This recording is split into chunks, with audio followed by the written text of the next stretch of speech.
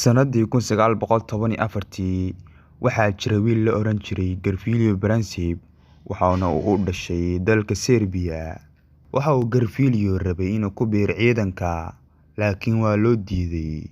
Sababta loogu diiday ayaa ahayd inuu gaabnaay. Waxa uu maalin maqlay in boqorka Austria-Hungary oo soo booqanaya magaalada uu ku nool yahay.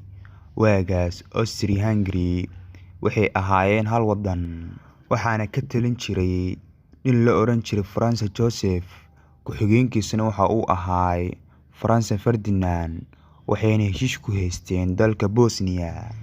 28kii bishii July 1914, Franz Ferdinand waxa uu aaday Sarajevo, laakiin waxay ahayd maalin xun oo waxay ahayd maalinta sanad guurida dalka Serbia.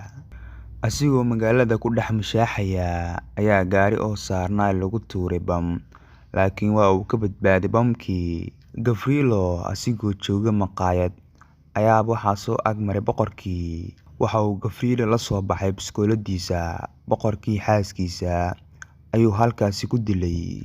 Boqorkii Franz Joseph waxa uu dhahay in Serbia ay diyaar u tahay dagaal. Madaxdii Austria-Hungary waxay go'aan ku gaareen in ay dagaal ku qaadaan dalka Serbia, inkastoo ay ka baqayeen dalka Ruushka oo garab siiyay Serbia. Boqorka ayaa waxa uu dalka Jarmalka ka codsaday in ay iyaga garab siiyaan haddii dalka la duulaan ku soo qaado. Xilliga dalka Jarmalka waxay ahaayeen dal diyaar u ah dagaal oo awood badan.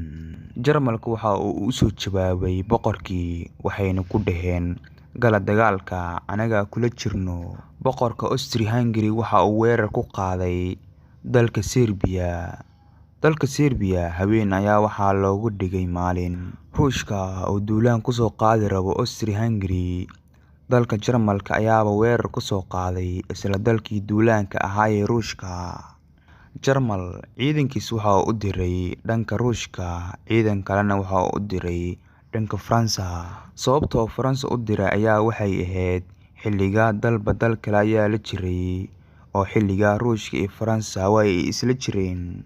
Dalka Jarmalka waxa uu awood u yeelan waayay inuu galo Faransa. Waxa uu weerar ku qaaday dalka Belgium, waa uu qabsaday. Kadib Faransa halkaas ayuu ka soo galay, kadib waa uu qabsaday. Dalka Ingiriiska ayaa cabsi soo wajahday oo waxa ay dhaheen haddii Jarmal qabsado Faransa, anagu ayuuna soo weerarayaa. Ingiriiska ayaa soo qaaday duulaankii iyagoo badda soo dhex maraya. Jarmal ayaa badda ugu tagay, isla baddii ayuu ku laayay. Kadib dagaalkii waa uu weynaaday. Intaan dal ayaa ka soo qayb galay. Ugu dambeyn Jarmal waa la isku bahaystay. Isbahaysiga Mareykankuna uu horboodayay ayaa Jarmal ku qasbay inay iskaga baxdo Belgium iyo Faransa.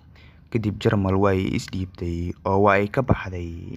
Dagaalku waxa uu bilowday 28 bishii July 1914, waxa uuna dhammaaday 11kii bishii November 1918. Waxa uu dagaalka socday 4 sano, 3 bil iyo 1 isbuuc. 4 sano ee uu socday dagaalka waxaa dunida loogu cirib tiray 37 milyan oo qof.